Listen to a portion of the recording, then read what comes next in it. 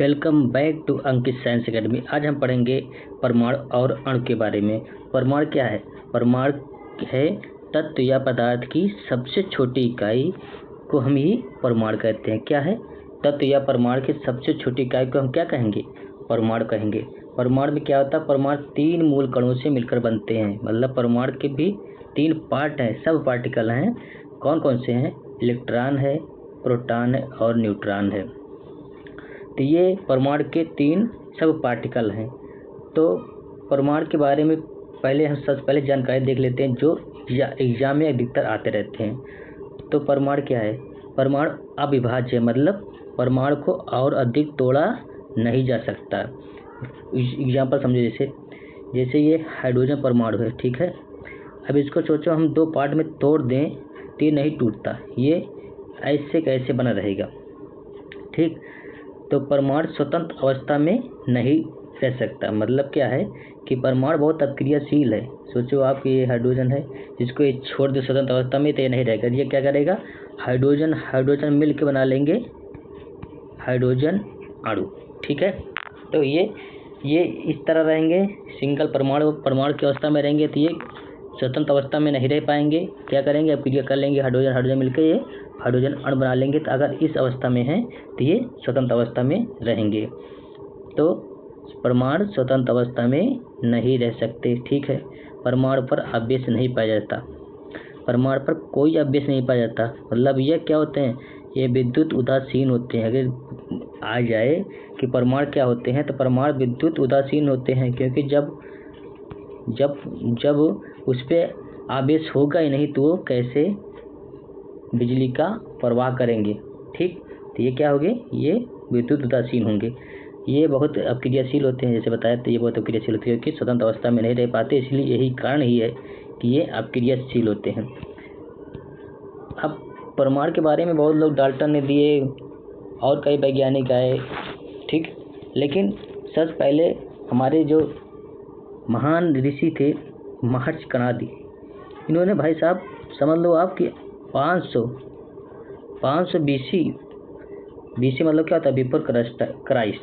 मतलब ईसा मसीह के जन्म के 500 वर्ष पहले ही परमाणु के बारे में बता दिए थे। पर उसने महर्षि कणादि जी ने क्या बताया था कि यदि आप किसी पदार्थ को तोड़ते जाते हैं तो एक अवस्था ऐसी आती है कि उसके बाद हम क्या करते हैं? उसको तोड़ नहीं सकते। इसी कण को क्या कहेंगे? परमाणु कहते हैं। इसी कण को क्या कहते हैं? परमाणु कहते हैं। लेकिन क्या हुआ ना कि भाई हमारे बहुत ऐसे हैं ऋषि मुनि जिन्होंने बहुत सी खोजी की, लेकिन उनको कोई सम्मान या कोई वो पेटेंट नहीं करा पाए, जिसके कारण क्या हुआ? उनको भुला दिया गया। और जो ये यूरोपियन वाले वैज्ञानिक थे, इन्होंने अपना पेटेंट करा के अपना नाम कमा लिया, ठीक है। तो सम्मान बनाए रखिएगा। परमाणु त्रिज्या की माप किस में की जाती है? परमाणु त्रिज्या की माप नैनोमीटर में की जाती है। 1 नैनोमीटर कितना होता है? 1 नैनोमीटर बराबर कितना होगा? 10 पावर -9 मीटर, ठीक है। 1 नैनोमीटर बराबर कितना होता है? 10 पावर नैनोमीटर। एंगस्ट्राम में भी देगा तो आप एंगस्ट्राम में भी याद रखना। लेकिन अगर ऑप्शन में नैनोमीटर भी है, एंगस्ट्राम भी है, तो आप टिक करेंगे नैनोमीटर को ही। अब अणु के बारे में समझते हैं। तो अणु को कई प्रकार से लोगों ने परिभाषित किया, जिसमें पहले थे डाल्टन साहब। डाल्टन ने क्या कहा कि तत्वों के परमाणुओं के रासायनिक संयोग से यौगिक, जो तत्व के परमाणु है उनके रासायनिक संयोग से जो यौगिक बनता है, जो यौगिक परमाणु बनते हैं उन्हें ही अणु कहेंगे। जो यौगिक परमाणु बनेंगे उन्हें ही अणु कहेंगे। लेकिन इनकी गलत सिद्ध हो गई। क्यों? क्योंकि जो परमाणु हुए ये स्वतंत्र अवस्था में रह नहीं सकते, और जो अणु हुए वो स्वतंत्र अवस्था में रह सकते हैं। तो ये यौगिक परमाणु गलत नाम दे दिया, इसी कारण से इनकी थ्योरी गलत साबित हो गई।